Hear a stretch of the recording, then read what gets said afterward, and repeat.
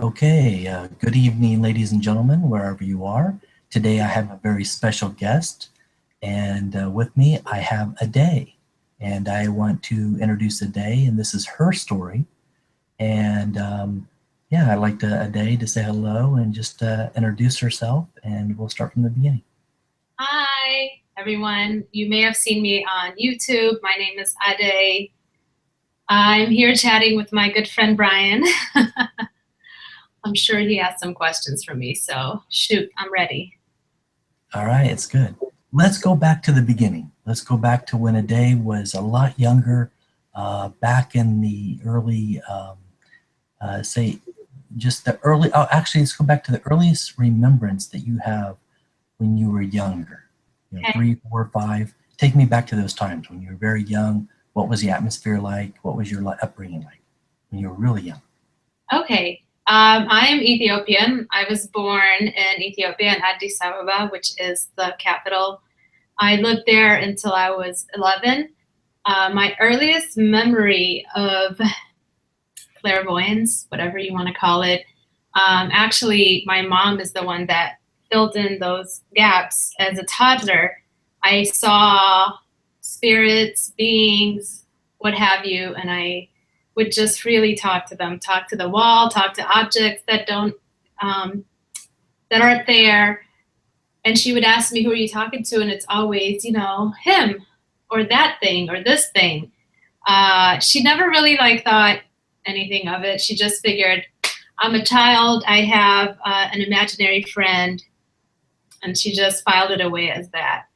As I got older, actually, my dad was more serious about this whole clairvoyance thing than my mom. She was more on the religious side. He was a non-religion person. At that time, Ethiopia was a communist, socialist, country, and my dad worked for the government, and there was absolutely no mixture of church and state. Those who worked for the government completely stayed out of religion. So that kind of worked out for me. It is a patriarch society, so basically my dad's decision is what carried out in the household, and he didn't want either of us, my brother and I have an older brother, raised with religion. My mom didn't really fight him too much on that, so she stayed on her religion side. We grew up without religion, which was great. I mean, for holidays, we would go to church. We would go for Christmas and Easter. I call it CNE, Christmas and Easter. That's when we did go to church. And when we did go, the language that we do, the prayers, and Ethiopians are Coptic Christian, Orthodox Christian. Our prayer is done in a really old language called Ge'ez. It doesn't exist anymore. Ge'ez is a combination of Hebrew, Aramaic, and Arabic, and a little bit of Latin. So anyway, we didn't understand anything that was said. It was boring to us. Church wasn't my thing. So growing up without religion really, really worked for my advantage because I was able to think freely outside of religion and form my own opinions on what I thought spirituality is. So as a child, I continued to see spirits, mostly human. I saw some forms of, I guess you would call them alien now, but I remember seeing giant spiders, giant spider beings. It was always some sort of an insect being. So I do have memory of that, and it used to terrify me. I had nightmares. Not only would I see them, I hear them. I feel their touch. 1 second, I'm sorry. So that led me to just continuing to explore. We moved to the States in 91. You can figure out my age now. I was 11. Moved to the States, and my dad at that time, he didn't move with us. My parents separated, and he was afraid that I would not go on this path. But, things are going to have to unfold the way that they did. So my mom still didn't push religion on us, even though we lived with my mom. Let's see. I continued to see beings and spirits. And they got more and more bold. Like before, I would just see faint images. And as I got older, the images got clearer and clearer. And I would clearly see a person standing next to me. Like you can almost touch this person. And I don't know these people. They're not like dead relatives. They're just people that have passed on. And sometimes, well, it doesn't happen so much in California, which I will fast forward to Chicago. I moved to Chicago. Chicago is an old city. There's a lot of old buildings. So moving into like these older historic buildings, it carried with it a lot of spirits that have passed on. And I would see almost every one of them on every floor. They would come to me. I still wasn't comfortable with them. It would scare me, and I would be afraid to talk to them. I mean, my heart used to beat so fast, like you could see it beating out of my chest. Never spoke with them. I even one time called 911 because I thought there was an intruder in my home. So anyway, that's sort of like what my background is in the spiritual aspect of my life. So yeah, my mom really didn't want me to push with this spirituality. She wanted me to either be a doctor, lawyer, accountant, whatever, what have you. Just stay away from this kind of stuff. It was taboo, voodoo, whatever. And did it scare her?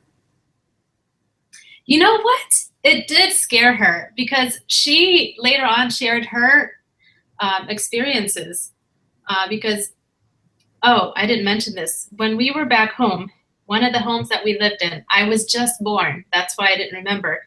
She told me we lived in a haunted house. And I was too young to like experience anything, but she did. She said there was a negative being that would tell her to just kill my dad, beat him to death, or whatever. And she would just pray that it would go away. It toyed with my older brother as well, gave him nightmares. I was too young, so we didn't obviously stay that long at that place. We moved on. So that was one experience she had, and she gets premonitions. And they always, I mean, I guess they do come true. So whatever she sees comes true. So sometimes. Do you think that that passes down from like your grandmother or your grandfather? I didn't know my grandparents. Aunts and uncles. Yeah. I came from like, my mom was like 10 of 10. Okay. My dad was like middle child of 8. So by the time they got married and I was born, I had just one grandparent left, and that was her mom. And she didn't live too much longer after I was born. So I know that they were all in the religious part of humanity. I don't know if any of them like experienced this, but I wouldn't doubt it.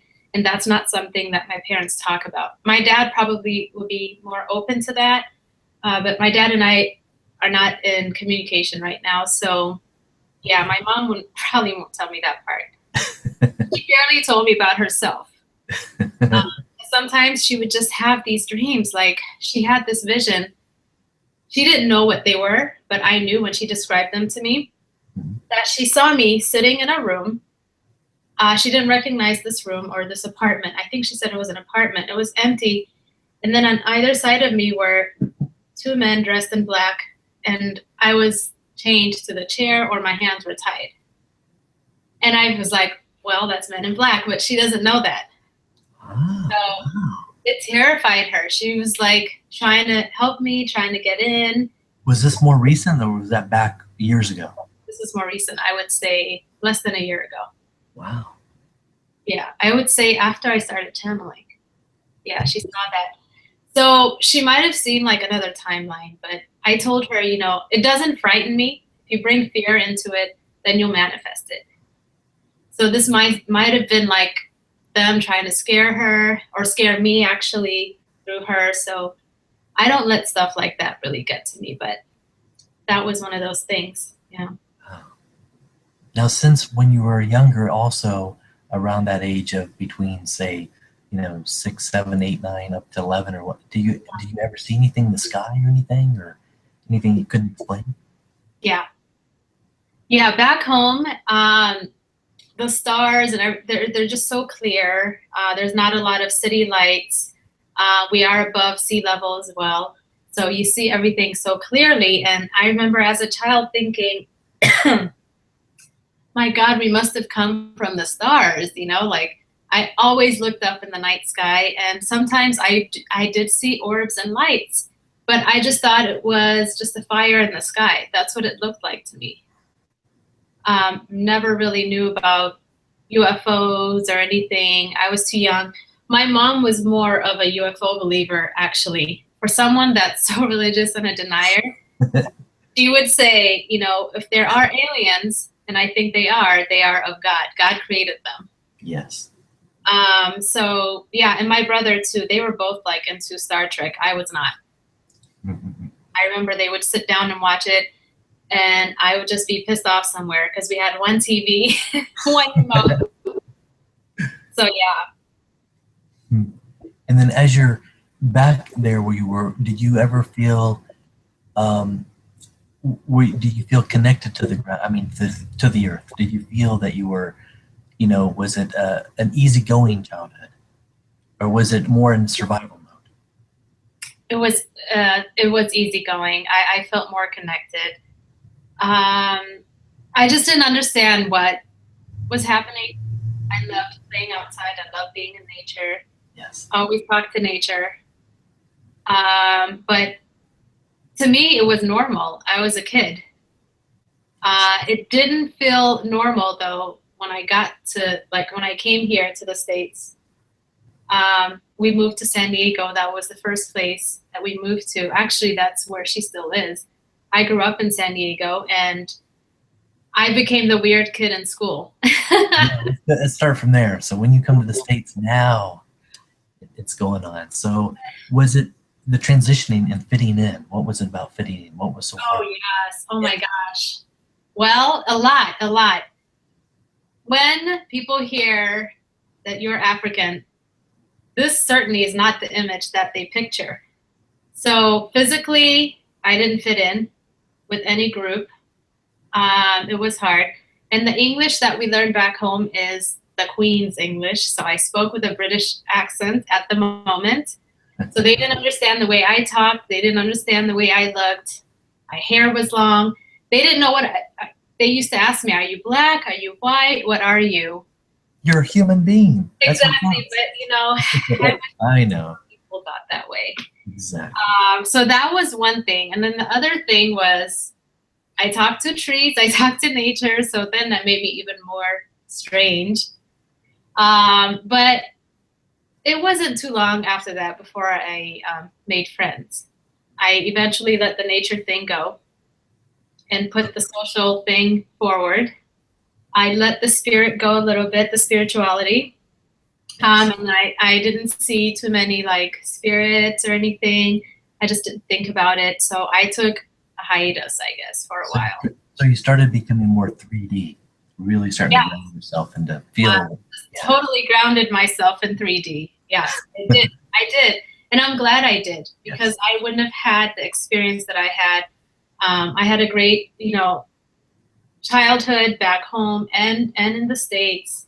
I eventually mixed in with the crowd, Americanized myself, let a lot of things go, and got to see this other side of things. So I moved out of my mother's house at the age of 19. I was very independent. I've always been independent.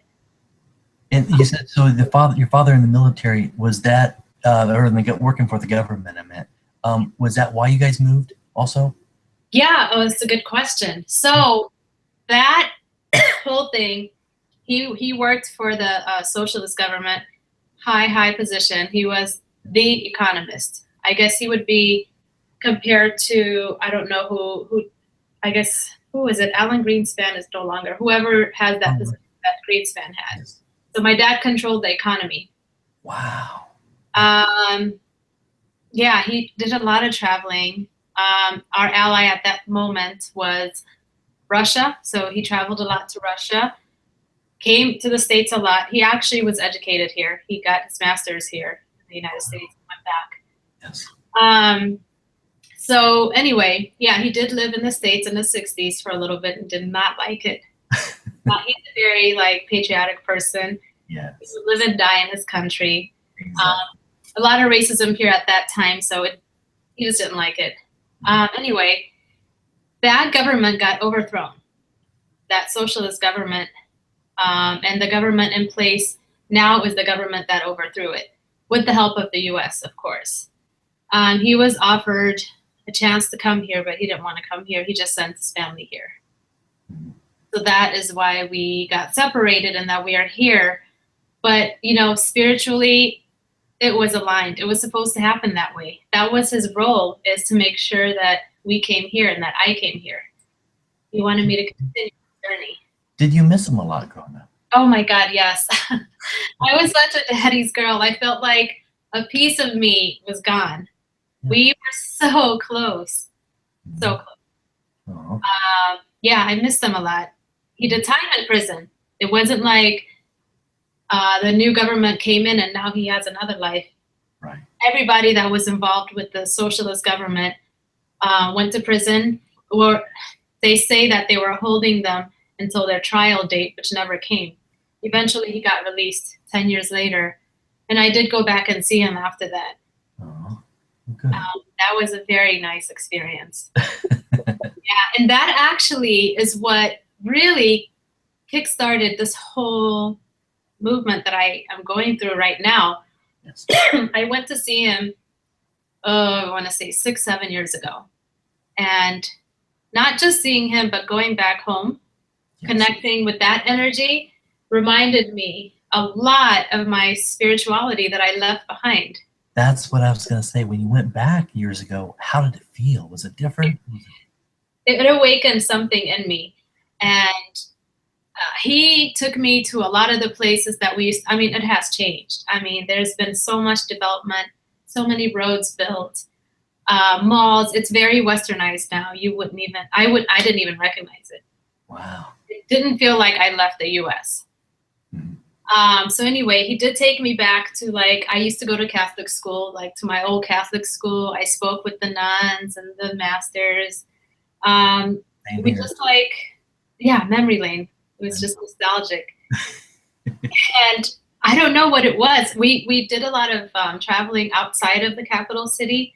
I think that's what opened me up, going to the countryside, speaking to these people who are not about the city at all. They're very clean and I don't know. Yes. I don't know how to describe it, but like true love is like what they feel for you. And that must have awakened something in me. I don't know. And they're more connected to nature, that area. Absolutely. Yeah. Absolutely. Yeah. That's what the cities miss, I think. They don't get that, just getting out there. I think it's just the hustle and bustle and that. Yes. Yes. Taking things more slow and natural and not feel rushed all the time. The simple life. Yes. The simple life. When you simplify your life, you're able to connect and you're able to see what life is truly about. Yes. And that's what I learned from them. We traveled south to like the coffee land where Starbucks gets their coffee. Mm-hmm. We visited a lot of farms, a lot of, what do you call them? The Mercy tribe. They live right by the river. So like a lot of tribes. It was an eye-opening experience. He gave me that, I feel like he gave me that experience for a reason, because one of the last things he said to me before I came back here was to continue with the whole spirituality clairvoyance thing. He was kind of disappointed that I didn't go that route. Oh, earlier? Yeah. He was afraid that when I came to the States and came with my mom, that you would forget it. The religion would come in and overshadow it. Right. Except one thing is that religion did not do that, but society did, which was fine. But yeah, that just, when I came back, it just, I don't know, it opened up something. And I just started doing my own investigation. Everything just started making sense, because as a teenager, I remember deeply, deeply pondering about the afterlife. What That happened was my next question. Yeah, I was going to ask into that, leading into that. When you really started questioning things. Yeah, like 13, 14, Yeah. I just knew like things just aren't right. What I read in the Bible, the way society is, the way people live, something did not add up to me, and this just can't be life. A lot of contradictions. Yeah, absolutely. Because I felt like I had some knowledge from within. I don't know where it came from, and I didn't know if I should trust it or not. But certain things that I would read in the Bible, not that I read the Bible a lot, something told me this isn't right. This just can't be right. Or that there's more to it than just There's more to it. It's been skewed. It's been changed. Not sure why. I didn't get the whole picture. So that led me into thinking about the afterlife. Like, this can't be the only life we have. Like, that sucks. Like, you come here, you're a slave, and if you're lucky, you have a peaceful death, a nonviolent death. So I would have dreams of, I didn't know at the time they were other lifetimes. wow. It would just be me, but somewhere else. And people around me know who I am, but I didn't recognize them. So I was, I guess, looking into my past lives. That was, if you ask spirit, you always get answers if you're tuned into it. So it was more like a question answer thing. Yeah. I didn't recognize it though. I just thought, man, I have these awesome dreams. They could be movies. Wow, this is cool. I never put it together like that was a past life, and that there's more to life than what you just see in front of you. So I was kind of infatuated with death. I didn't want to kill myself. Right. You just want to understand the process of what it's all about. Yeah. Yeah. So fast forwarding to this book that I read a couple years ago by Annie Kagan. Oh man, she wrote a book. It was called, I don't know if you know it, The Afterlife of Billy Fingers. I've heard of it. I've actually heard of it. Man, that book just opened me up completely, confirmed everything. Billy Fingers is her brother. Well, his last name wasn't Fingers, but that was a joke. He died, and they connected through meditation. And they decided to write a book about what happens after you die. So kind of like a mediumship. Correct. Wow. Yeah. Correct. So he spoke about what happened to him from the minute he was hit by that car. He said he was pulled out of his body, so he didn't feel anything. He went through what he went through without going into too much details. He had a life review. He saw not all of his past lives, but what happened in this lifetime from birth until he died. And basically he found out what his purpose was. And he happened to be a junkie. His purpose, or his soul's purpose, was to discover addiction. Ah, interesting. Yeah. So that book taught me a lot about not judging anyone for their journey. You see a homeless person, you're quick to judge, like he's an alcoholic, he's a drug addict, he doesn't deserve my help. I never really thought that way, but I know many people that have. I may have been guilty of it here and there. I'm not perfect. But not intentionally. Right. Not intentionally. I never had bad intentions. Sometimes it's just influence of your surroundings, your environment. But yeah, so that book just answered a lot of my questions. And I realized, okay, there's more. And then I read a book by Rosalind McKnight. She did a project with the Robert Monroe Institute. I don't know if you've heard of them. I've heard of the Institute, yes. She also traveled astrally to other dimensions. She wrote 2 books. One was more about the spirit realm, and the other one was about going to all these other dimensions, alien beings. Wow. Very descriptive. That just solidified everything for me, because I knew there was other life out there, just wasn't sure, and that just confirmed everything. And from that point on, I just went on YouTube, started meditating. It was almost like I was guided. These were the steps that I took. I was guided. Go back to just in your teenage years. That's all. Just in your teenage years, what was?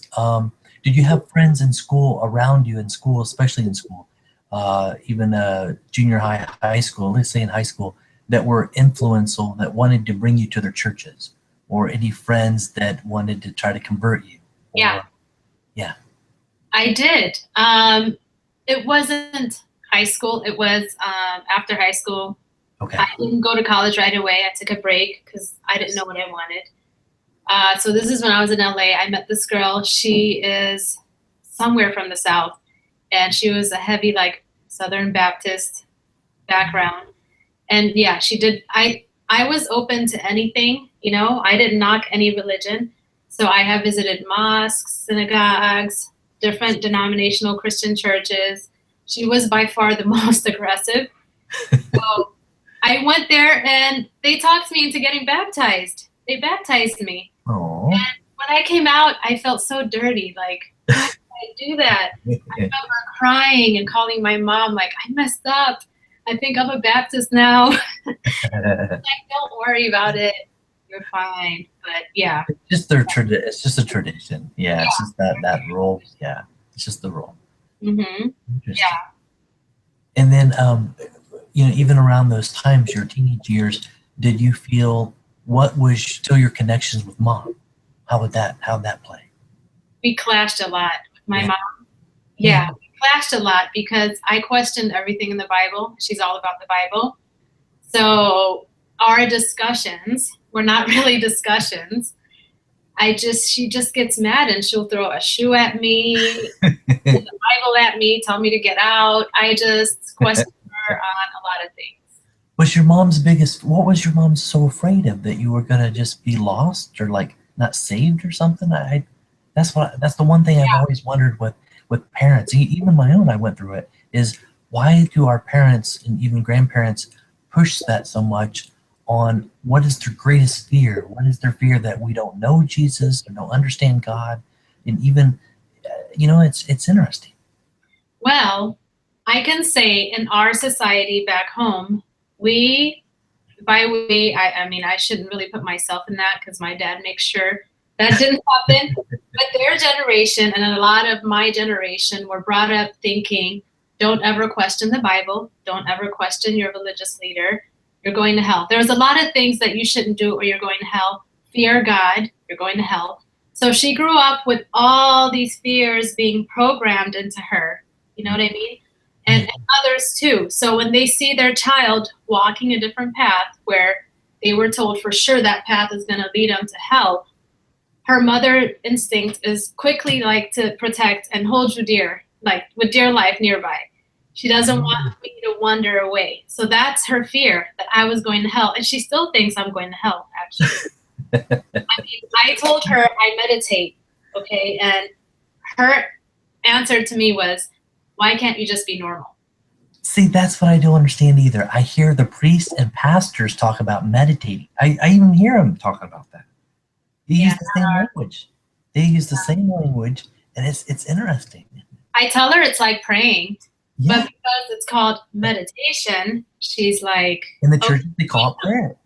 Yeah, it's prayer. I told her, I talk to God. I talk to Jesus. Yeah. I just don't have to go to a church. I don't have to go to a priest. A middle person. Right. You don't I don't have have to live a certain way. You don't have to go through a maze to connect to God. There's no like 3 million rules and regulations to have your connection. We're all connected. Yeah. And I've tried telling her that, but that's not easy. It seems like when it gets into politics and religion, that really pushes people's buttons big time. Yeah, totally. That's one of hers, religion and politics. Religion first in that order. And I don't know. I don't want to give up on her. I'm trying to find different ways of chipping away at her belief systems. Yes. Sometimes it works because I actually connected to her mother after she died. Oh, wow. And I gave her some messages one day. Yeah. This was over the phone, actually. This is after I moved here. So I got these messages. That's another thing I was going to tell you. We had some family members, not just her mom, a family friend that had passed away. They came and connected with me. And they had messages. And I just gave them to her. So when I gave her the message from her mother, It was something that I didn't know about her, but only she knew. Yes. First hung up. She's like, She didn't want to hear this. yeah, she didn't want to hear it. And then she called me back in tears, and she wanted to know more. There's the breakthrough. Just a little bit. Just a little bit. Just a little bit. That's all it takes. Yes. So as far as connecting to spirit, she's open to it. But if I start talking about religion, Yeshua, right, Jesus, if I tell her Jesus was married, she's already pissed. So I understand. I guess I know which route to go. So I'll keep talking to her mom. And that's the thing. It's like we have to use certain words that they can understand and appreciate. We have to bring it down to their level where they can really get the most benefit. Yes. Yeah, I'm working on that. I really am. It did create a rift between us, but it also created a bridge. I just have to, like you said, really be careful with my words. Yes, the wording and the tone of voice too. And the tone. I know I tend to get passionate. Of course, our eyes. Person that can get me there. It gets our fire. It's the fire. It's that spirit within us. Yeah. We feel it. We're so passionate about it. And when our eyes get wide, sometimes when other significant others or our family members see our eyes get wide, that scares them. Yeah. Because they know you're going through something, a transformation. They don't know how to describe it. But what's happening is you can tell that, oh my gosh, she's changing, but does that mean I have to change too? So they start to question themselves, and that's a really scary thing, because what's happening is if you're close to them, that energy that you're giving off, you can see that it's starting to rub off on them, and they might not be ready for that. So that's where the conflict comes in. Yes. Yeah, absolutely. And I do feel like I'm putting a distance between us, and I feel like I have to so I can progress in my channeling. Yes. But it's not going to be forever. I know that the second person I will channel for her is Yeshua. I do have a connection to him. I channel him quite often. He comes to me quite often. He has messages. I have a mission for him. And that's another thing, is my mission for him is to correct everything that went wrong in the Bible. So I do get these messages from him with his take on things, how it really went down and what the message was really supposed to be, and how it was kind of twisted around to be taken a certain way for control purposes. Yes. And half of them I have recorded, half of them I haven't. So I'm going to have to start releasing those videos at one point. So I'm working on that too. And the good thing about those messages is because they're more universal. It was what was mostly intended to be in the beginning. But along the way, they got corrupted and and just things started twisting to benefit only those in power at the time. In the beginning, or originally, the control system came in and it was agreed upon. It was part of the earth experience for you to find your way. Wow. So we had to be misled so we can find our way and step into our powers. The problem now is spirit has permitted our awakening. So all the information that we have within us should resurface, and we should find it.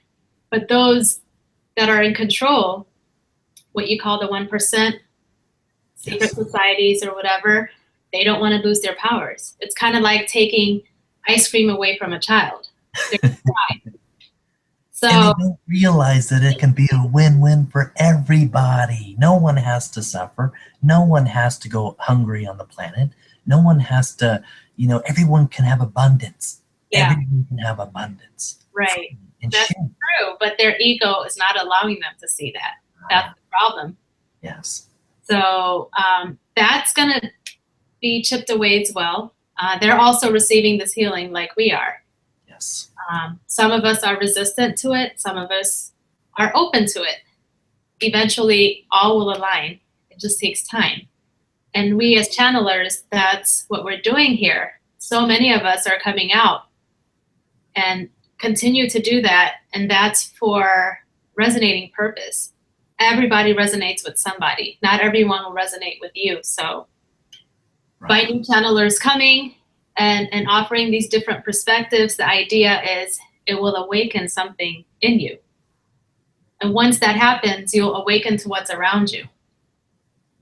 And you're ready to receive these messages. Yes, So, you're bringing more self-awareness. You really are bringing more awareness of not only the things on the earth, but outside of the earth. And absolutely. all these other worlds and planets and all that space out there. Oh my gosh. Yep. Yeah, the important thing is you work on yourself, you look within, and then Yes. all the rest will follow. You will open up. And that, I'm speaking from my own experience. Mhm. Once I looked within and received all the confirmations that I needed. Let's go back to that now. Yes, go back to when you just started really, you said you were questioning things when you were in your teens.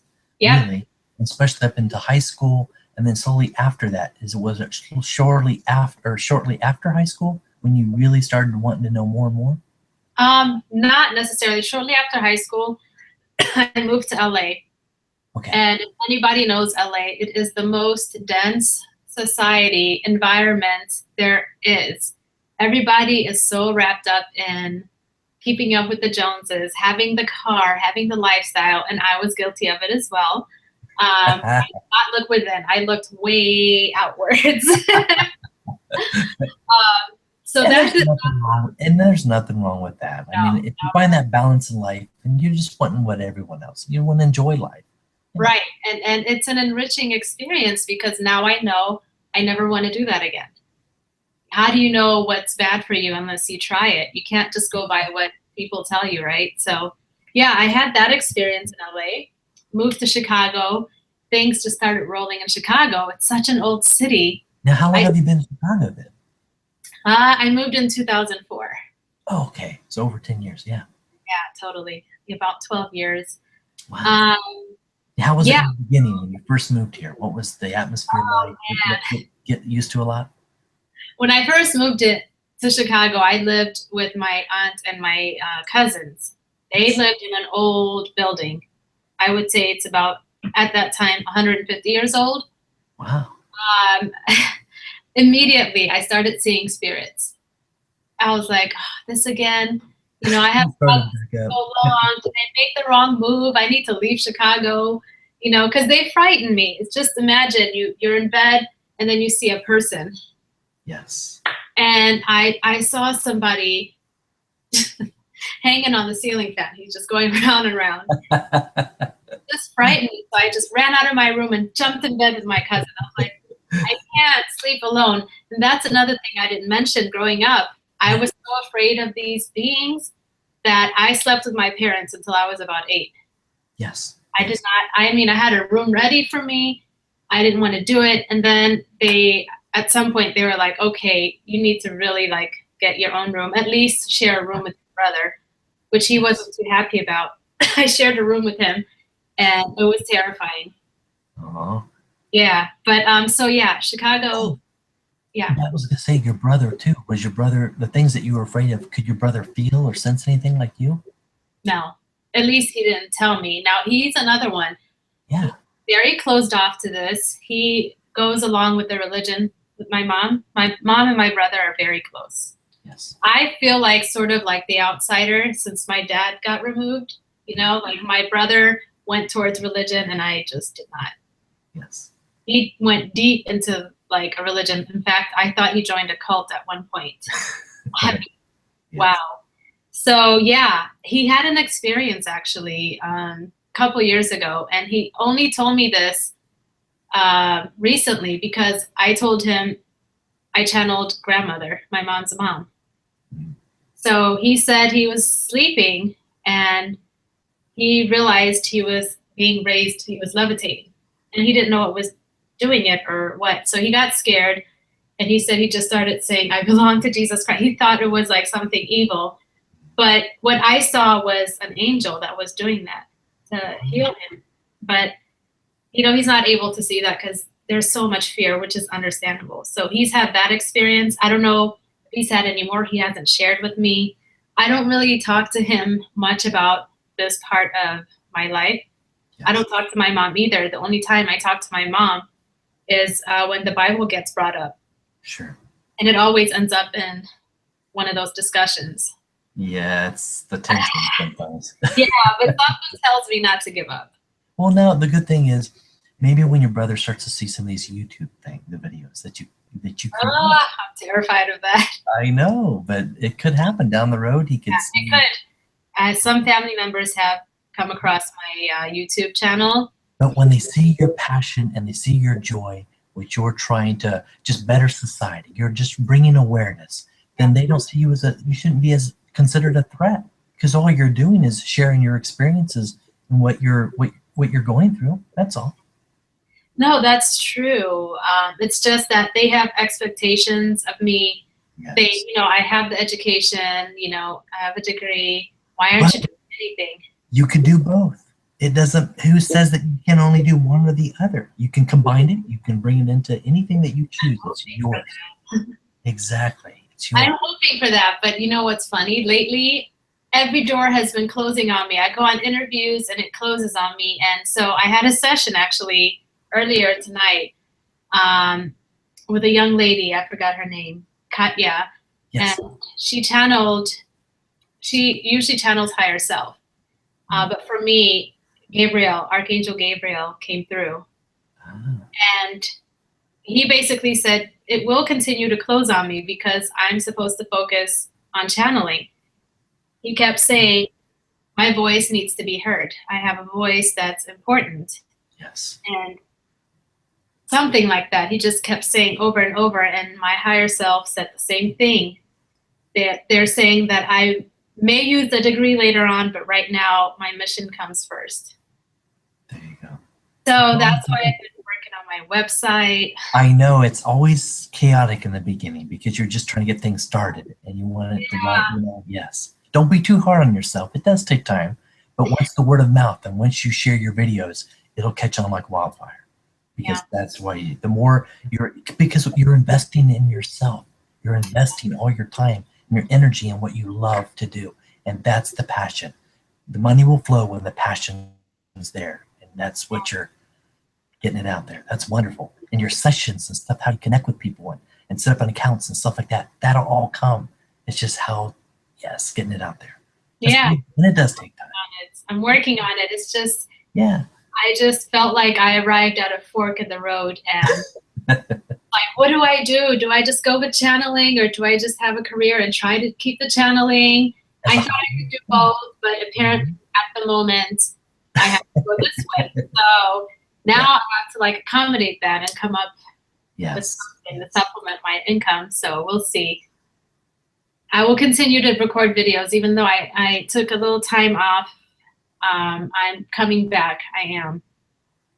And people are excited about that. And when they see the excitement in your face and your energy, you're right. They'll be drawn. The people that need to hear the message will be drawn to you. It will come. Yeah. Beautiful. Yeah.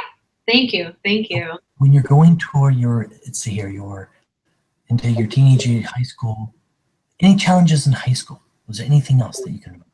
Aside from fitting in? Yeah. Socially, I was popular with like the guys and girls didn't like that. Pretty much I kept to myself. I had a small circle of friends. I didn't want to focus in my studies at that time. I was all about discovering friendship. Yes. So I guess my challenge would have been like in my studies, which I knew I was a straight A student back home.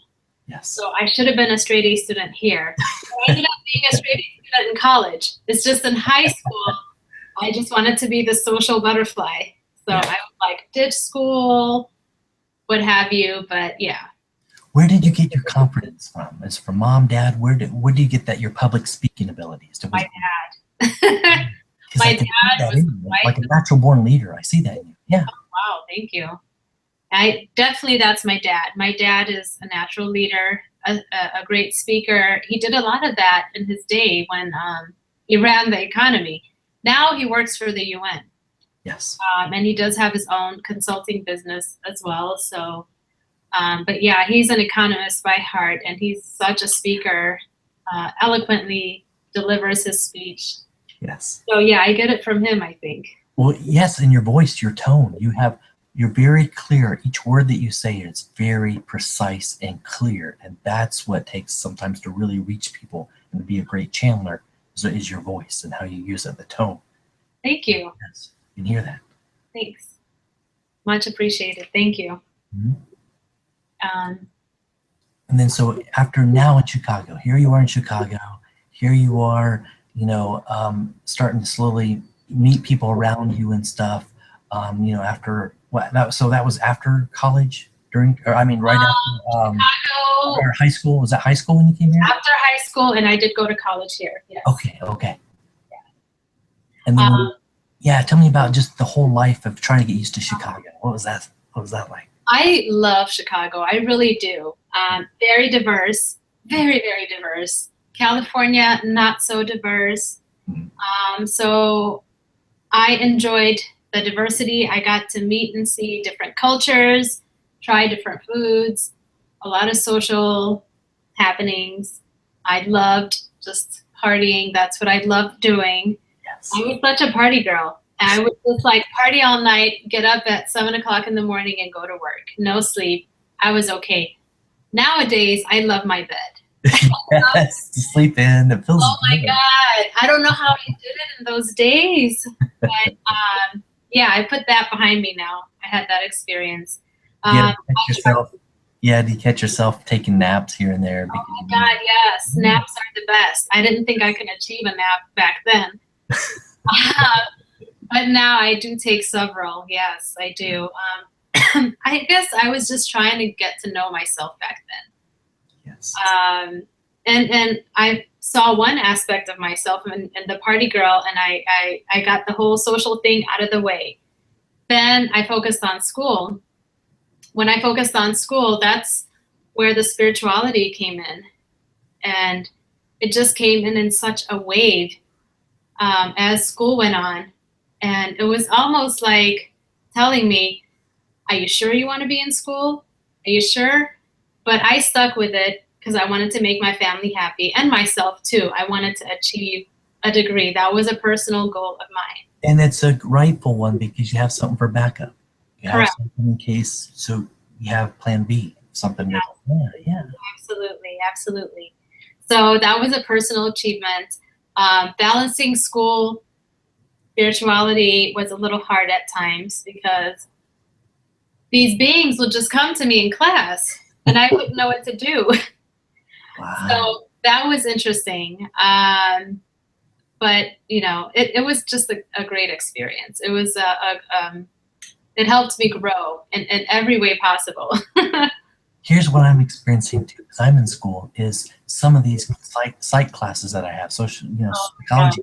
Psychology. Yeah, I'm realizing it's a lot of diversity and I'm learning more about cultures and different people, races, and I'm learning in how, people fight over usually the common things, like religion or politics, or Yep. just to be wanting to be right all the time, and then don't realize that everyone can be right. Yep. It's not one this or that; it's both. And how society or how sometimes the media likes to portray one group over another. Yeah. And it shouldn't be that way. It should not be that way. But that's what I see. And so I guess my question is also in some of your classes that you had or papers that you had to write, have you realized that you had to kind of follow what they wanted you to talk about? Yeah. And what other people have discovered, not so much about yourself. Yeah, as I progressed more into my major, I majored in health information management. Yes. Took a lot of anatomy, physiology classes. My degree is in health sciences. Took a lot of, took a cadaver class, a lot of sociology, psychology as well. So as I went towards my major and studying the healthcare system, it just made me realize how really, really screwed up our system is.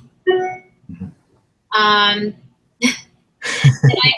I was questioning myself, like, is this something I really want to get into? Like, I'm going to be a part of this system.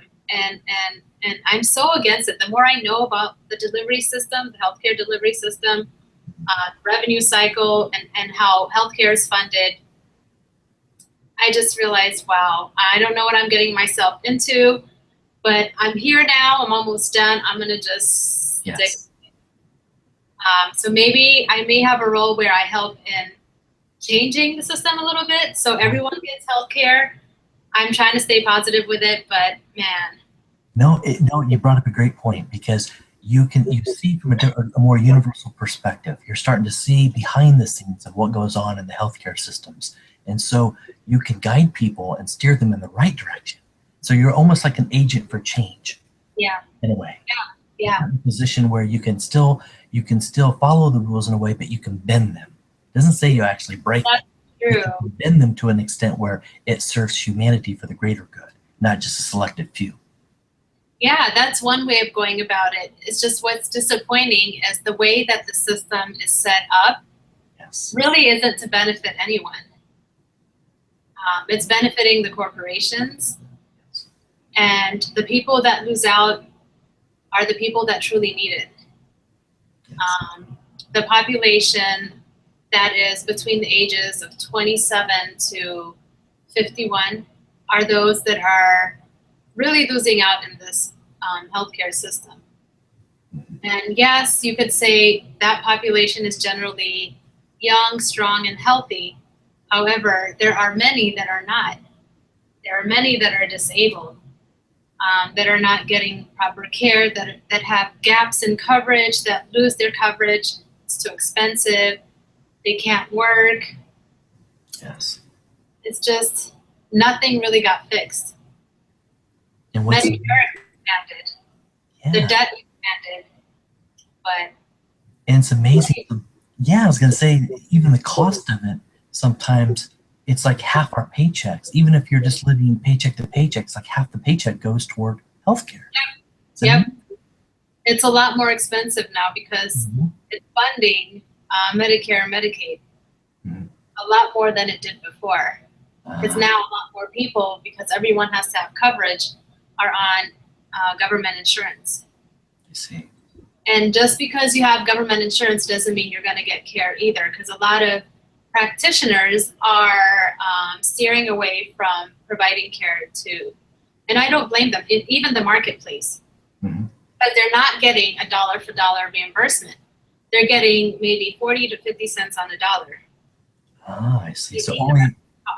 So only the corporations at the highest are really making the most profit off of it. Yeah. Not so much the middlemen or. No. I see. The little guy really gets hurt. Oh.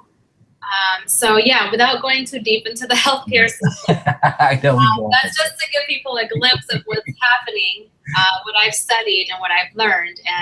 But that's wonderful for you to see the overall picture and to realize that, geez, people, man, it's a society that doesn't have to be that way.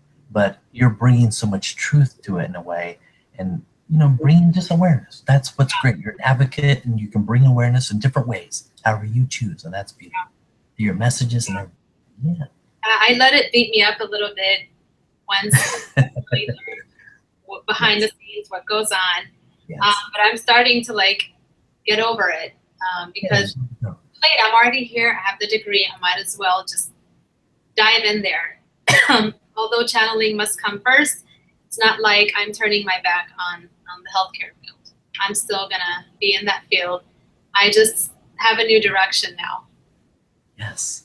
And the passion, you see that in your face and your smile. You see a direction that you want to pursue, because this is what really brings you happiness. Yeah, it is. It really is. Helping people any way that I can, whether it's through channeled messages or even just giving a listening ear, a helping hand, whatever I can do, I will do it.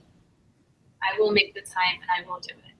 I like helping women as well. That's my other thing that I like to do. Yeah, share about that. Yeah.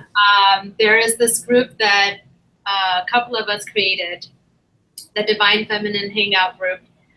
It's all girls. And when I did have more time, we would do a hangout where we all just get together and talk about whatever is on your mind. Girl talk.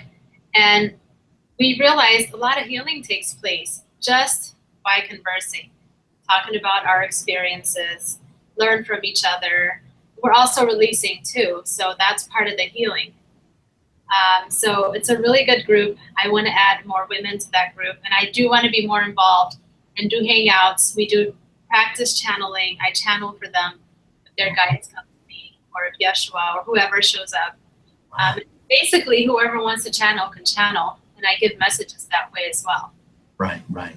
Look how many other women you're reaching out there, just planting the seeds so they can and they can share it with their friends and family. Yeah, and it's beautiful. I see some of them expanding and going into their powers, and they're doing light languages. They're channeling.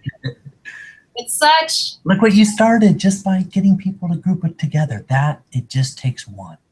Yeah. One person can make a difference. Yeah. And that's the self-empowerment. How we love about you, because you're bringing so much self-empowerment to other women out there that otherwise wouldn't have an ear to it to hear it. Yeah. That's my passion, actually. One of them is to empower women. Yes. Didn't see a lot of that growing up in Ethiopia. Still don't see a lot of it here. And so, I don't know, there's just something inside me that wants to help women. I love women. I connect to women. Yes. If I can help in any way, I would. Wow. Yeah, and I like that because it's that that strength, that passion that you're showing. When you're in that group, is there a lot of question answering too, or just a lot of want to just really things that? And it's nice, I think, also because you're right. You're bringing out, you're holding the space for them to bring it up, so they don't have to carry that shame and that guilt anymore. Yeah. The rules are basically there's no judgment. You can do or say whatever you want, even if you feel like it offends other people. I always tell people, do not ever apologize for how you feel, because you have to stay true to yourself. Yes.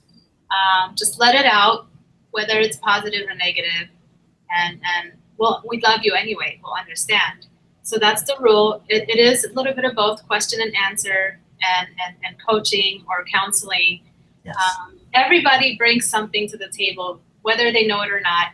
And everybody, when they're counseling someone, they don't realize that they're actually channeling these messages. They don't even know where it comes from, but you're channeling when you're speaking to each other, because you are so connected to each other. You're very spiritual at that moment, and these messages will come to you. Don't you love it when it's interactive? It's not just someone up on a podium speaking. Oh, yeah. Can you imagine if the churches were like this, interactive? Can you imagine the world's changing quicker? I mean, that's what the churches. Some people just want the spotlight, and so that's fine. It's all good. We do have a rule. We'll say everybody has to speak. Yeah. No, but it's true. It would be better if it worked that way and everybody had a chance to share, because everyone has something to bring to the table. Yes. Because you're creating that round table atmosphere, not just ahead of up here. You're everyone's at the level where they can appreciate what's being shared. Yeah, and we're all equal. No one is better than anyone. We're all equal. We're all channeling. We're all spiritual. We're all connected to spirit and God. Yes. If we can just all believe that, it builds up your confidence to step into your powers and to do whatever it is that you're here to do. Yes. Beautifully put. Beautifully put. Now where you're at now, or back up maybe just 2, 3, 4, 5 years ago, when did you start to really make that shift on going toward this route? Definitely after I read those books that I mentioned.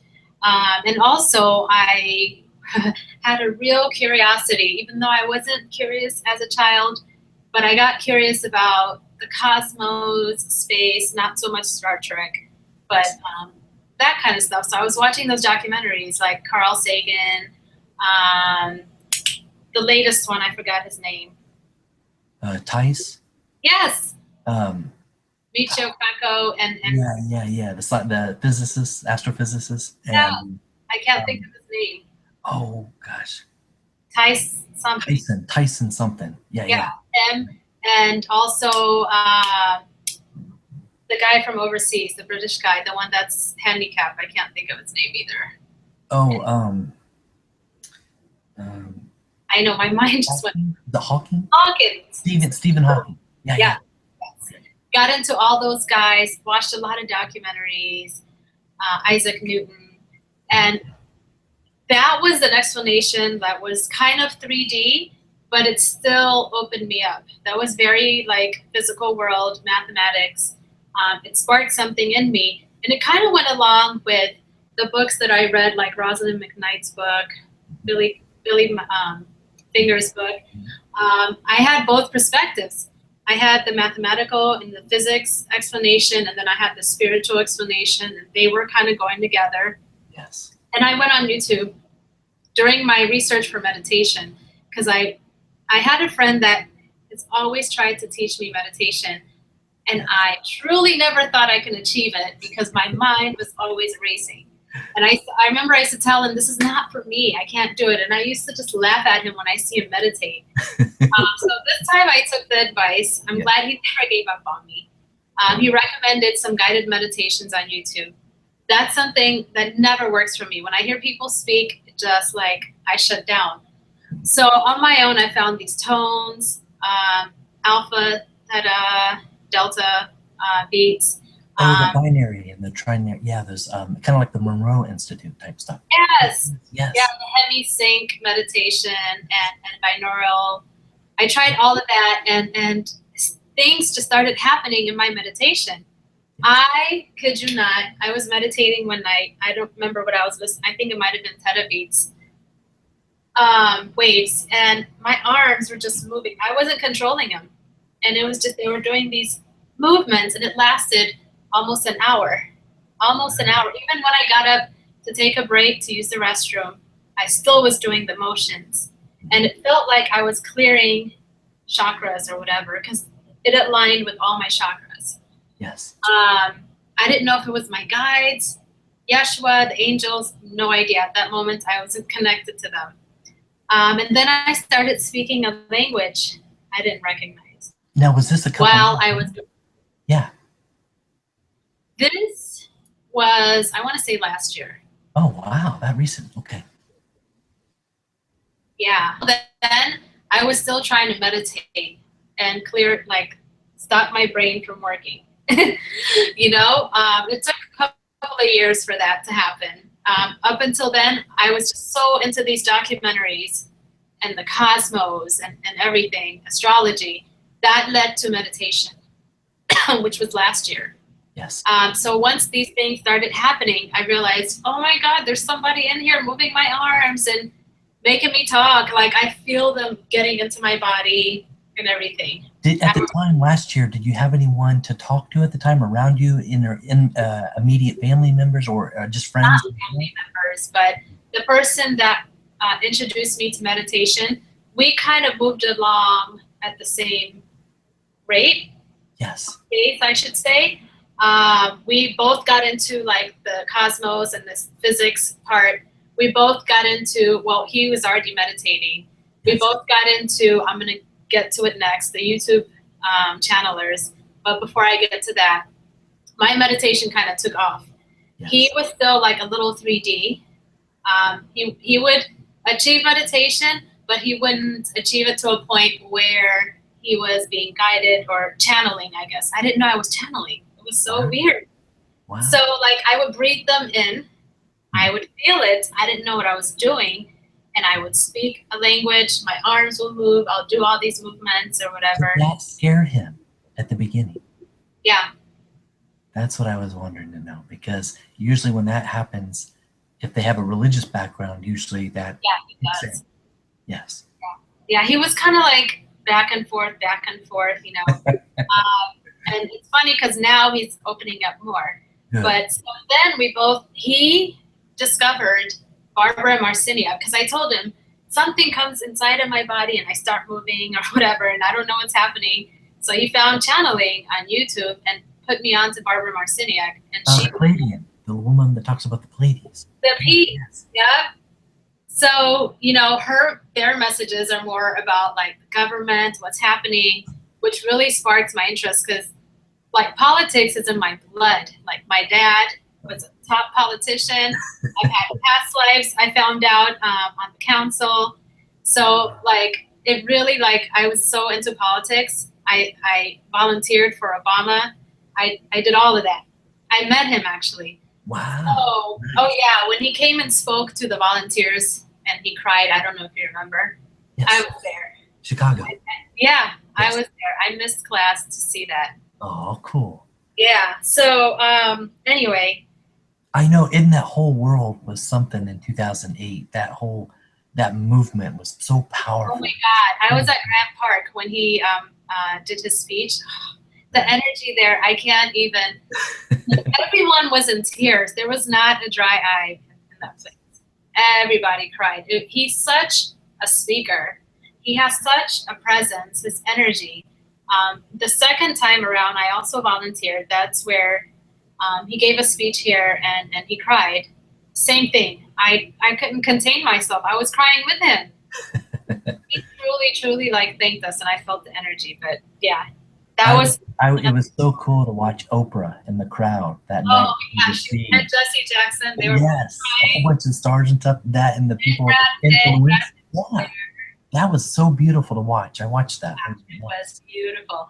I remember getting off work. I have to go. I have to go. I got on the train and ended up there. It was chaos. It was utter chaos, but it was great. It was great.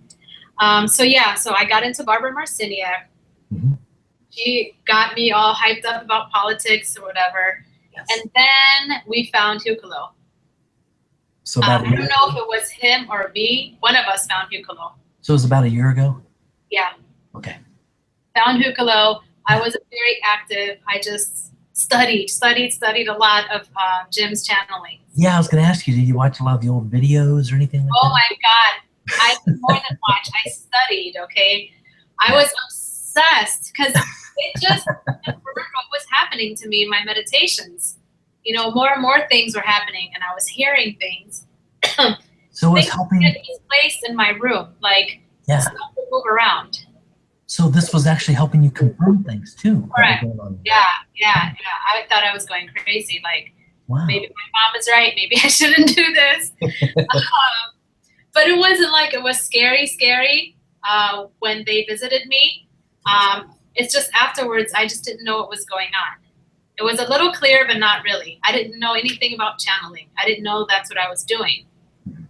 So I started watching Hucolo. I joined Hucolo, I want to say early 2014, 2015, something like that. End of 14, beginning of 15. Okay. Watched a lot of Jim's channelings. When he channeled Yeshua, yes.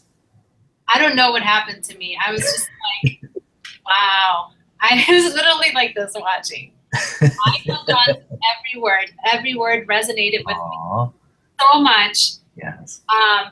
So yeah, that just sparked something in me.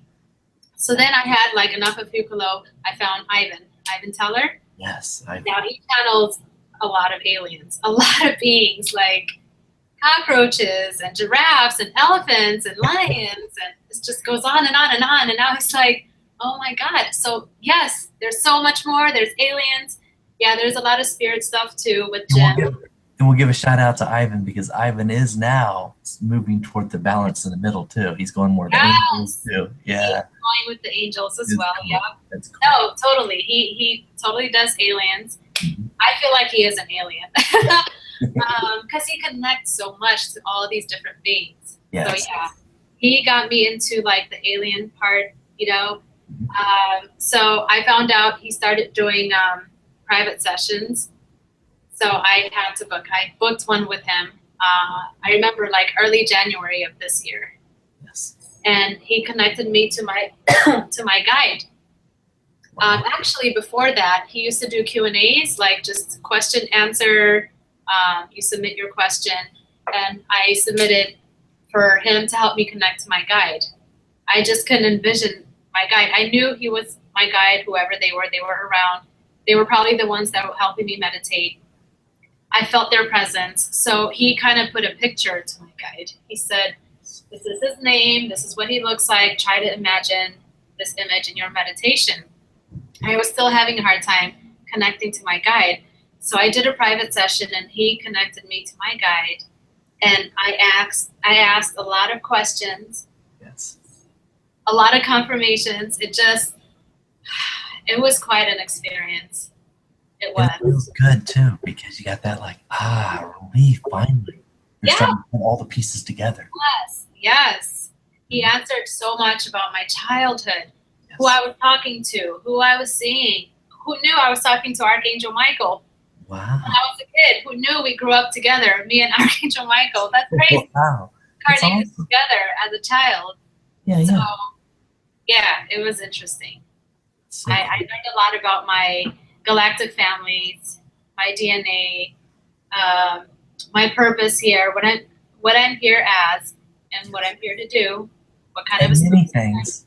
Don't just narrow it to one. You have so much other stuff too. Yes. To choose. Oh, So. yeah. A lot of confirmations, and that was a needed session. That really was. And after that, Yes. I decided, okay, so I guess I've been channeling, and I've been watching these channelers for a year and a half now. Let's see what I can do. Yes. And I continued to meditate. I didn't really start recording right away. And let's see, how did things go? Oh, my awakening. And sometimes it does take years, doesn't it? Just to really get the spirits or extraterrestrials sometimes to work through us. It does take that strong connection to get used to moving the arms and everything. It's not just an overnight process. Oh my gosh, yes. And for those who are listening, sometimes explain that because that it will take a process. It is a process. It will take time to really develop where you feel natural and comfortable. Yeah. Yeah, so I'm glad you brought that up because it seemed like for me everything happened really quickly once I found out what I was doing. Yes. And at first it was a bit much for me because it just happened so fast. I channeled right away. I connected. I could see beings. I could hear things. And I was stressed out with my 3D life and with that. And so I asked for help. I had a few sessions with Jim and with Ivan, and I was like, what's going on? This is too much. And basically it was explained to me. I, along with a few others, are on what's called a fast track because whatever information that we have to give is of utmost importance. We need to start channeling right away. We're not going to be pros right away, but we do need to start putting messages out right away. And using the venues and the media, to social media especially, to get those messages out and that audience. Yes. That's my challenge because I was never a big fan of social media. I shouldn't say never. I did do the whole social media thing in my party days, and then I just got tired of it. Right. I hated Facebook, so much propaganda. Yes. And I just deleted my Facebook account, I would say like 3 years ago. And so now doing this, I never really used YouTube. My YouTube account was open in like 2005. Never used it. Doesn't have any content. And so like I realized, okay, if I'm going to do this, I really need to be all over social media. That's something I'm still struggling with. I'm not much of a chatter. You won't see me too many times in the chat. I think you probably noticed that. Yes. So that's something I just have to get over. So putting yourself out there is hard because you're putting your image. And in a way, you're right. You're kind of selling yourself in a way. You're exposing yourself. You're getting into your vulnerability. That's another big part of it.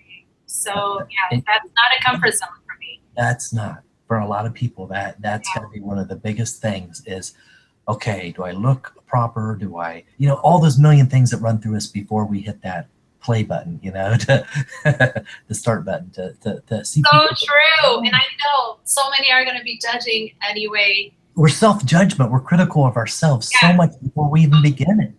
Yeah. Yeah. It really doesn't bother me anymore, but it used to bother me. Like when I see like a negative comment, I would just like, so like the community helped me a lot. I meant to say I got close with Ivan, with Neil, a few other channelers that really, really like helped me. Those two especially. Yes. And so like every time I would get a negative comment, I would message Ivan like, oh my God, can you believe what this person says? But don't take it personally. He's like, don't read it. Here's the thing to remember too. You're right. It's just don't take it personally. We have to learn not to take it personally because they're it's just from a perspective of what their beliefs are that allowed them to comment that way. That's all. No, I love them all anyway, because at least they were open enough to click Yes. play and hear whatever it is. You know what I mean? And when the time is right, they'll probably come back to it. I've I been getting some of understand these. that now. It's just, Yeah. I truly, truly, like when I channel, I truly care about what I'm channeling, and I truly want it to be primarily for the help of others. It's not about me. It's about helping others. I keep myself way out of it. That's Yes. my practice. So I just want it to benefit people. It's not about taking advantage of people. It's No. all for everyone. I've got those messages too. I know what you're talking about. Yeah, Yeah. I take it. Sometimes it gets to me, but now it really doesn't anymore. I just send them love. You know, I understand. I mean, I'm sure if I was in their place and I didn't know what the hell this person was talking about, I would probably would react the same way. I may not like comment publicly, but I will react the same way. So That's right, because you put yourself in their position, in their shoes, and you realize that that's just a perspective. That's all. I am starting to do that. I am. I'm trying to walk a mile in their shoes. And I, look what it's doing. It's making you stronger to Yeah. get to that resistance where you're like, oh, whatever. You just brush it off, you know? yeah. I just end up healing. You know, that's all you can do. I learned that. Yes. I know sometimes it likes to trickle in that little devil on the shoulder or the angel on the shoulder. It happens. I just need to like really focus on what the overall message is. Yes, focus on the message, definitely. That's the most important. It's a learning process for me. And I was going to say, as far as channeling, when I first started channeling these beings, the first thing that I was aware of that I channeled was a reptilian. Mhm. And the thing that people don't realize, maybe they do, I don't know, I certainly didn't know, is that sometimes this whole channeling thing is new for them as well. It's new for me, it's new for them. We're trying each other out. So they may not always get it right. You So, brought up a great point right now, right there. okay. It's not only us getting used to it, but they have to, when they're making the connections through the spirit, through the pineal gland, however they're coming through, you're right. It's a lot of, even if they're in fourth dimension or fifth dimension, they still have to work with the energies of the human body. Yeah. So those channels do that. Yeah. Go ahead. Yeah, a lot of them have been observing humans for a long time, but yet they never really made contact with them. And a lot of them who have not incarnated in this dimension and on Earth have no idea what the human body does and how it operates. So when they make their connections, it could be a bit rough sometimes. When I first started like channeling and I was aware of it, the way that they entered was through my throat. So it was just, I would feel somebody like pull my head back like this and really open my mouth, and I feel them. And it was so uncomfortable. You may see that in my earlier videos. Ivan, that happened to Ivan too. If you watch Ivan, yes, the early ones, I saw Ivan. He would tilt his head way back, and you're right. Yep, yes. They did that to me. Wow. So that was the reptilian, and a lot of them came through that way, even Yeshua. So anyway, that happened because I haven't at the moment cleared all of my chakras yet. So they have to make their connection any way that they can. So that was through the throat. And this reptilian, oh my gosh, that came through me. He was, first of all, massive. I think he was about 10 feet tall. Wow. And he didn't know not to try to, it's not like he possessed me, but I felt him in my body. I felt very stretched. Yes. I felt the scales on my back. Mm-hmm. It was supposed to be seamless. So he's practicing too. My legs felt so heavy. I just couldn't move. I was just stuck like this. And he was just rocking me back and forth. That was the only way to keep the connection. Wow. So that was such an experience. Like, it was a little uncomfortable, but it wasn't painful at all whatsoever. Now, do you have the videotape on that? That would be interesting. No, I did not. Probably, like I probably didn't show it, but it was just, my first channeling, I was just like this. So that was a reptilian, and he was so excited. I was channeling a Zeta Gray. He like jumped in and pulled the Zeta Gray out, and he wanted to be heard. Wow. That was interesting. Yeah. That was very interesting. They could be a bit aggressive. but in a loving way, because they Yeah. just get I could feel his excitement. I really do. And when I first, Yeah, I was go going to ahead. say, for the listeners out there who view this, can you explain to them that you're not being possessed? You're in control of it. You're in You are control. totally in control. The Yes. minute you say stop, I want you out, they're out. Yes. You can actually do it yourself. You can just, I usually tell myself, he's out of my body. Yes. Our minds are so powerful. It's actually a double-edged sword. You can convince yourself this isn't happening, and if it's not, it's gone. You can say it's over, and it's over, or you can allow it to happen. Your mind is in control. Yes. So yeah, it is not a possession. It's just, they're just trying to get used to you. Those beings that have not been on Earth and don't know how to connect to humans, it's going to be rough. It's going to be rough in the beginning. Yes. The bigger they are, the harder it is for them to connect. Mm-hmm. That was my experience. So yeah, it started with the throat, and then it was the root. It was so weird when they came through the root. I feel it going up my legs. They came through the crown too, and now it's just boom in my face. I think it's the third eye. I would just like meditate, and boom, they're there. So we'll see what happens next. And does the beings that come through you, the different types, do you can tell, and they use the different chakras and how they come in. Is that what I'm hearing? Yeah. Not that different species use different chakras. It's just, for me at least, it's what's available to them at the time, what's cleared, what's ready to go. I believe now it's all good. They can enter in any way. What's most comfortable to me, I let them know, because I don't want to feel anything. I just want it to be seamless. It's the way that they're coming through my third eye. I don't feel a lot of it. Sometimes I feel like I'm not in my body, but it's just so comfortable. I just don't want to come out of that state. It's really comfortable. I started leaving my body. That's another thing. Yes. At first, I was conscious channeling. It was a mixture of me and them, because I wasn't comfortable yet to like vacate my body. I don't do it for everyone either. Yes. Mostly I stay. If it's Yeshua, if it's the angelic beings, I usually do that. For aliens, I usually stay, and it's weird because I can feel them accessing my brain, like looking for words, searching for words. It's kind of weird, like they're scanning my brain. Yeah. I became sensitive to that, not always, but now I'm becoming more and more sensitive to what's happening. I do ask to be a part of the message because I also want to grow. I want to know what it is I'm channeling. Yes. So I do get a little download usually before I start channeling. Oh, wow. Just to get bits and pieces of the information that I'm channeling. I don't remember everything that I channel when I'm channeling. Sometimes I do, sometimes I don't. Yeah, I don't know what else I can add to that. It's all been interesting. Yeah, and so as you're feeling that energy approach you, either however they're coming in, now that you're starting to get a little bit more used to it, are you finding the process easier and easier to go into that meditative state? Oh my gosh, yeah. It used to take, like my older videos, it would take me a really long time to connect because I'm going back and forth, doing the negotiation or whatever. Now, I kind of get to meet them before I channel anyway, so I know who I'm channeling. I know what the messages are a little bit. It's a lot easier for them to connect as well. I'm starting to not doubt so much. In fact, all my fears and doubts are gone.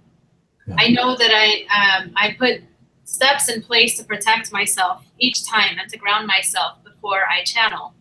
Yes. So I do trust in that. So that makes everything a lot more smoother and it happens faster. It may take me a little bit longer now to connect because for some beings I do leave my body. That takes a little time because I'm not used to that yet. Yeah, so it's for those who are wanting to channel out there. Yes, it's like the advice that you give, what not to rush it. Just get absolutely. It takes time. It really does take time. Although I said that I was rushed in the beginning, and I understand why. Now that I've taken a break, I haven't channeled in a while. I'm reflecting on things. If you rush things, you not only are jeopardizing the message that's coming through, but you're also jeopardizing yourself. You're not taking the necessary steps to channel. If you want to skip some things, you're going to harm yourself. You have to be careful. And you want to go into your powers and into your path in a good way. Like really, really think things through. Align with yourself. That's important. Look within and align with yourself, and it will happen for you. You shouldn't have to like really try hard to channel. Right. It should happen easy and naturally. You'll be able to feel the vibrations, know who's around you. That's another thing. For me, I do feel energies, but I hear more. I'm clairaudient, so I I just hear names all around. Like they will just announce themselves, you know, like David Gray's here, Reptilian's here, or whatever, and that's how I know who's around. Ah. And it's more beneficial and rewarding to go through these steps slowly. You know what I mean? So you can appreciate each step, and you feel good about yourself when you're now at this step. You know, like it used to just be me and the aliens when I'm channeling. Now I moved on to higher vibrational beings, and I'm leaving myself more and more out of it. It's progress. It's really progress, and you have to take your time. Do you think the biggest point from going to absolute letting go is the trusting? Yes. Trusting yourself. It's not about trusting the aliens or the beings or, you know, whoever is around you. Trust yourself and do not doubt. Believing is a key factor in this. Believe in yourself. You can do this. When you believe, you will open yourself up to so many things, and you will start looking at this world through like a different lens. I feel like I've been given like a new pair of eyes. Yes. You know, my whole world changed. My awakening experience, I meant to talk about that, is Yeah, she's going to that a little. it gets me emotional because I still recall what I felt. I just woke up one morning with so much gratitude, so much for everything, for every stick of furniture in my house, for nature, for all creation altogether. I was in love with everything. It was too much. I started crying. I couldn't handle it. I just wanted to go outside and hug a tree, hug a stranger. It did not matter. I live near a beach, so what I do is I meditate every morning. And that morning, when I felt that, I got myself to get up and go to the beach and just meditated. And it just, all information just poured in. And I just looked at everything differently. I loved humanity. I fell in love with humanity, the good, the bad, the ugly. I understood it all. Everything had a purpose. The negative, the positive, it serves a purpose. And that kind of an understanding came to me. And that helped my channeling a whole lot more. I know, and you feel that because when you feel, you're right, because it just rubs off. It's contagious. The gratitude, what you're talking about, is so important. It's like a key component to commanding your existence, your relationships. You're taking command, taking responsibility, and that's beautiful. When you said you're giving gratitude back, an exchange of energy, that is powerful. Yeah, man, it's beautiful. Yeah, I cried for the aliens that were helping us in this ascension. Yes. How much energy they're giving off, how much they're helping Gaia. I cried for Gaia. I had gratitude for all the beings that were around me, that were helping me, pushing me towards this direction. Because I felt like all these years I was trying to figure out who Adey was. And I finally did. You know, like there's nothing like finding out what your purpose is in this world. That's something that I've always wanted to know. I mean, I've had distractions along the way, much needed distractions, but I got to where I am now because of that. It always comes back to us, doesn't it? To ourselves. Know You'll thyself. end up looking within, and trust me, it's all beautiful. Life just makes so much more sense. It's beautiful. It's worth living. Not that I wanted to like off myself, but I was pretty upset with life. What would you recommend for those who are having a hard time in life, who don't know which direction to go? Should they always look outward, or is it really working on the self? Never look outwards. Always try meditating. I know like most people say, I can't quiet down my mind. Then maybe you're meditating in the wrong place. Go to nature. Nature always, always, always helps. Go to a park. Beaches are fine, but they're more populous. Try to go somewhere where there aren't any, a lot of people. Yes. And just really like, I recommended this to a friend, the one that helped me meditate. He has a big backyard. I told him, sit on the grass on a good day and just really quiet down your mind and just look up and meditate and quiet down your mind, and you'll be surprised what you hear. And that's exactly what he did. And he saw one of his past lives. He didn't know it was a past life. He just saw like another planet. Wow. That's a good way to connect, is that nature is here to help us and guide us to connect to ourselves. It has so much information. And for me, also what helped is changing my diet. I'm not recommending this to everyone, but plants have messages embedded in them. You can talk to trees or the plants, or you can eat it. Yes. So I started, not that I'm fully raw, but I do eat a lot of raw, like greens. I juice smoothies. Yes. I noticed that over time, I've been doing it now fully. Like I stopped eating meat a little over a year. My whole thought process just changed. The way that I think, I believe that's what led up to my awakening. Yes. Doing that. So that's another way of going about it. I read lots of books. The two that I mentioned are great. That also helps people connect. I'm a bookworm. I like reading anyway. So The Power of Now is great. That's one of my favorites by Eckhart Tolle. The two that I mentioned are great. There are more. I just can't think of them right now, but those are good to start with.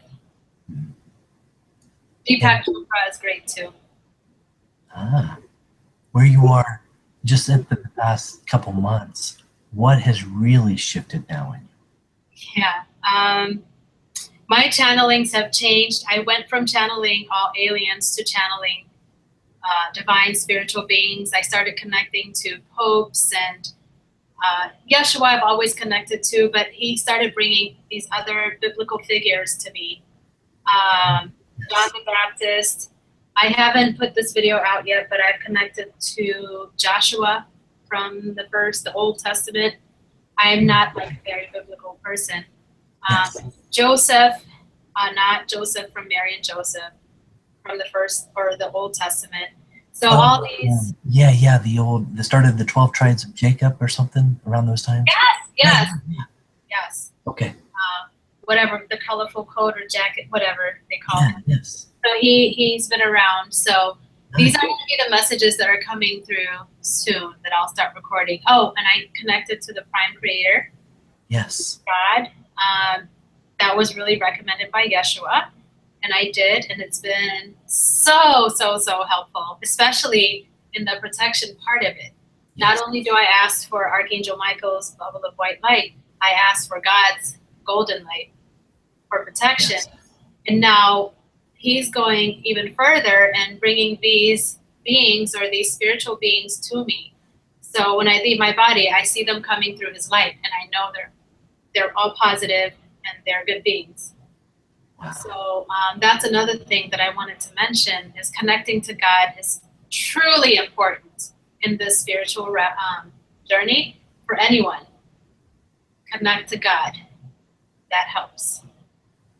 Yes, because you feel that sense of it. Even in the religions, how we're raised too, it's like, God is love. So why not connect to that source, that first source and center that surrounds you in that light, the white light or golden light that brings you into balance. So you can bring through the clearest messages possible without without so much interference.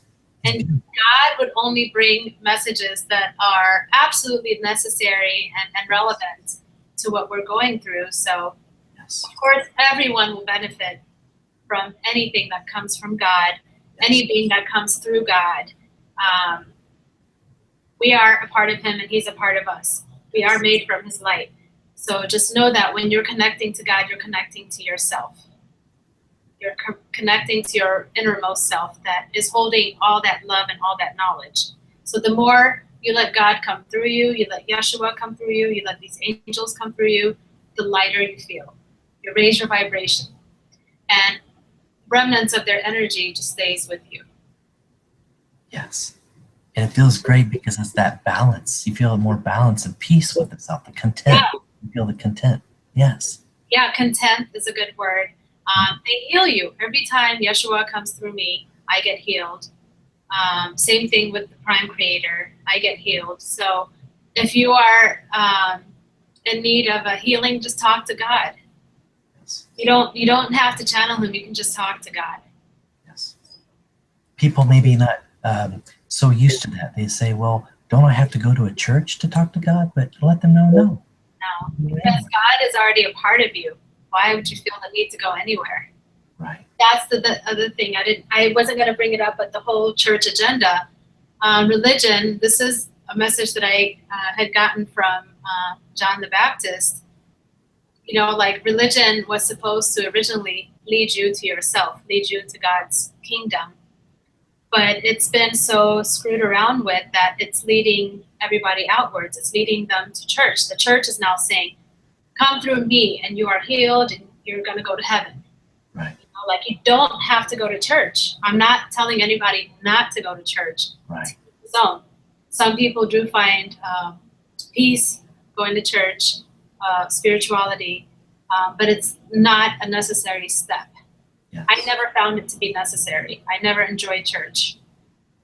And I found by connecting to myself, I'm connecting to these beings that these popes are connecting to, preachers are claiming to connect to. And you can have that too. You don't always have to look to a higher, person to connect to God, to connect to Jesus, to hear the words. You know, they could be channeling these messages. You could channel it yourself. Yes. So that would be more of the messages that I'll be reading through. Yes, and letting people know out there that they're those who are put in those positions, those power, the people of power, like the priest or the pope or the pastors, they're no closer to God than anyone else. Absolutely. That's another message. False prophecy. That's what I call it. They enjoy that attention. That's fine. We're all human. Yes. We do have our vice, but you don't have to fall for it. You Right. really don't. You have all of this knowledge within you. It's up to you to connect to yourself, to your innermost God, and bring this knowledge out, not just for yourself, but for those around you. And you will realize when you raise your vibration, you're channeling these beings, you're channeling God. Others around you are affected by your energy. Yes. You are sending out energy every time you're channeling, whether it's consciously or trance, or you're just talking to someone. That energy goes all across the planet and it heals. Yes. You're not even aware of it. So the more that we do that, the more of us that are coming out that are doing this, the more we are healing this planet. Yes. And you're putting it into the collective because your voice is speaking it. You're speaking it. You're right. It goes into the collective. And then everyone eventually starts to, if they're open enough, they start to feel that. They start to feel the change within themselves. In themselves. And express that outward. Yeah. And then they continue that process, whatever part of the world that they are. And that's the idea. Everybody has their own perspective. Yes. And it's not like my information is correct and yours is wrong. It's the same information spoken through a different filter and probably channeled from a different perspective.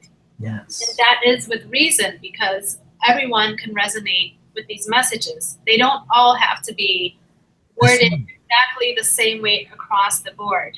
And that's what wrong. Yes, I believe you're right, Adey. I believe that people will get more of a benefit over when there's different perspectives and different channelers out there that can bring just the right information at the right time, the way it's said, the right tone to sink into their heart.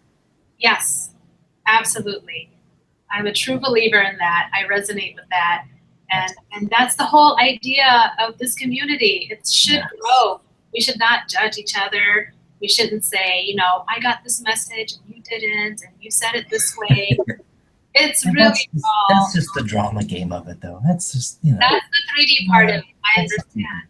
Yeah. I understand. However, you know, we are setting an example. We are in this position Yes. of helping others. So I feel like the community should come together. And remember to let people know that just take what you need, what works for you in the moment. You don't have to agree with everything.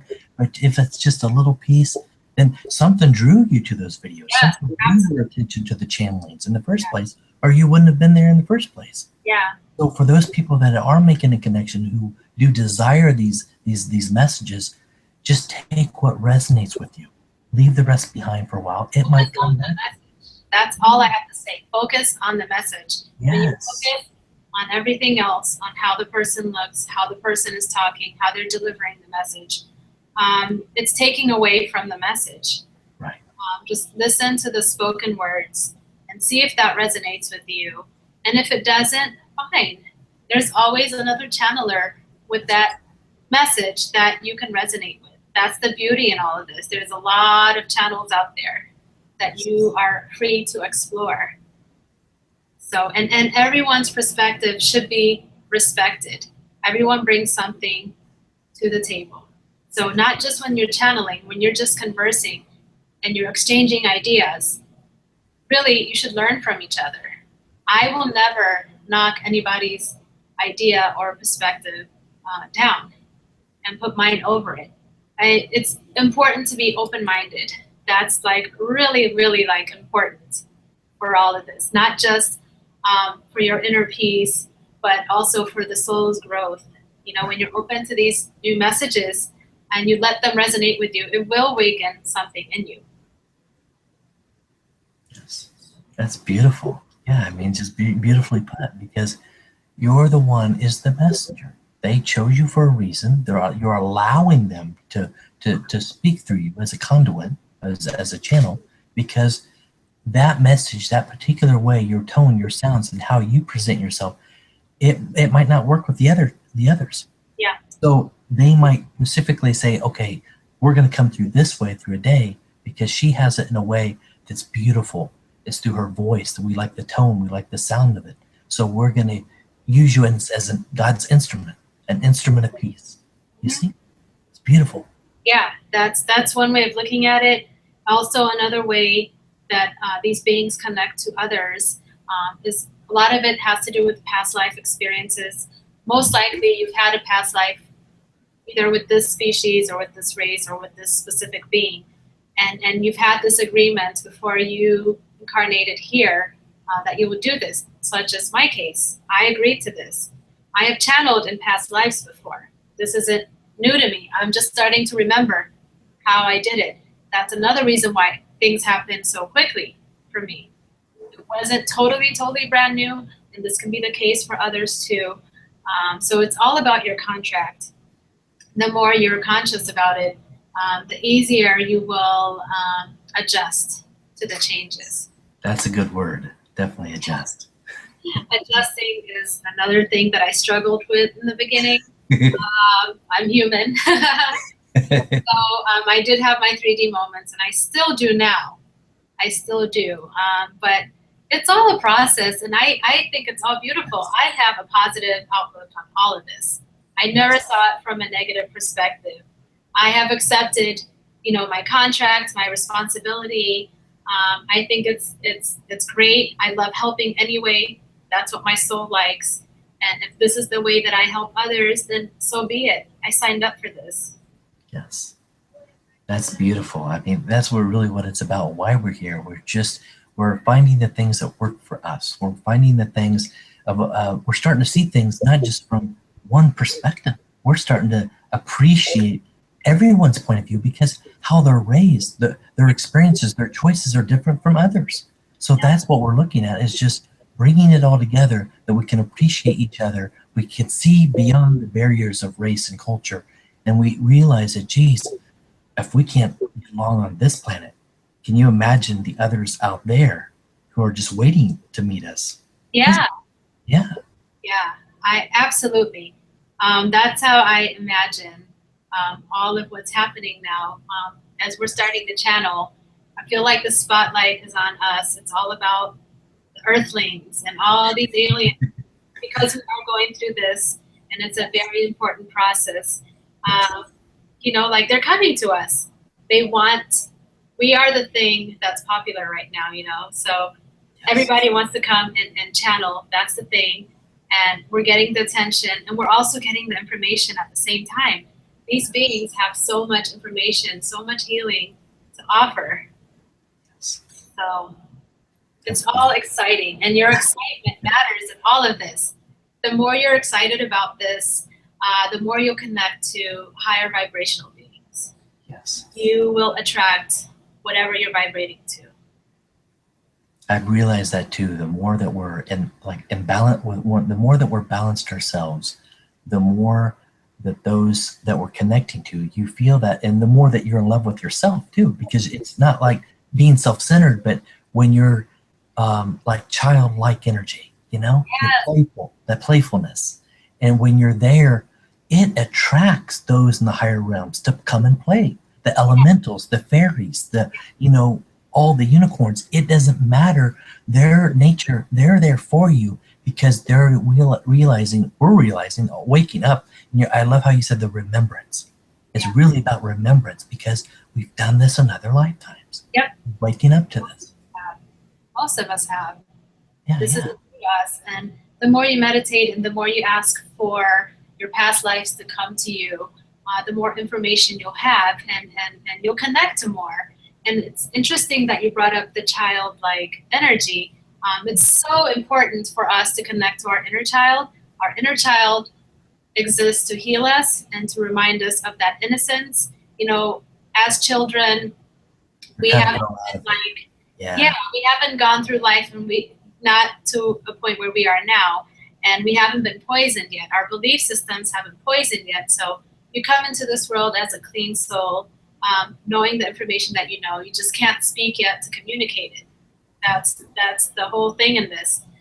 So you go through childhood and you discover your spirituality, and then you get to a point where society and the systems that are put in place are kind of keeping you away from what you know. Religion comes in. A distraction. A distraction. It distracts us so much. Entertainment. Absolutely. And that's all part of the earth experience. Yes. Things are put in place so that your soul can grow. If everything was easy for you, what are you really learning? Exactly.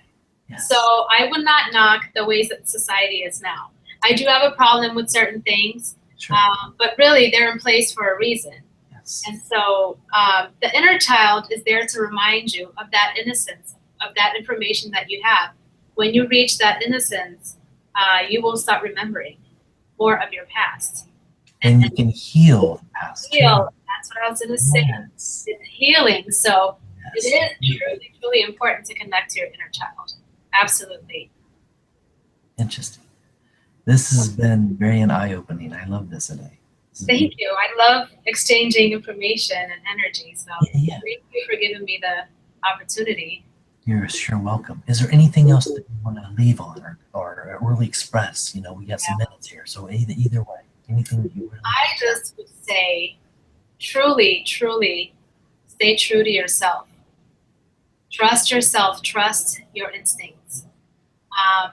Don't feel like you're going in the wrong direction, you're making a mistake. I've been through that. And even though whatever decision you make leads you to a path that isn't desirable to you, that's just how life was designed. You're really, really following your path. So don't judge yourself, forgive yourself. I think it's just truly important to follow your path and your instincts. So just be yourself, love yourself. Aww. And Adey, your links, how people can get a hold of you. You want to say it over line, or I can put the link? I know I'm working on a website right now. It's not ready. However, my YouTube channel is Mariah's Healing. You can find me on YouTube. I will post everything on the chat or in the description bar Or Yes. you will do that for me, I think. Yes, and I'll add all the links. Everything that you want, I'll add the links there. Yeah. Yeah, I will do my contact email. If anybody wants to have a session or chat or whatever, I'm there. All that information will be down there. Good. Is there anything else you want to share? No, I have nothing else. No, I don't think I do. If I do have anything else, we'll do it in a private chat. Okay. Thank you so much, Adey. Thank you. I love you all. I love you, Brian. Thank you for doing this. This has been really an opening of what happens, the processes behind the scenes and stuff. What goes on with this? Yes, yes. Thank you. You were Much sure. love. Much love, everyone. Thank you for joining us.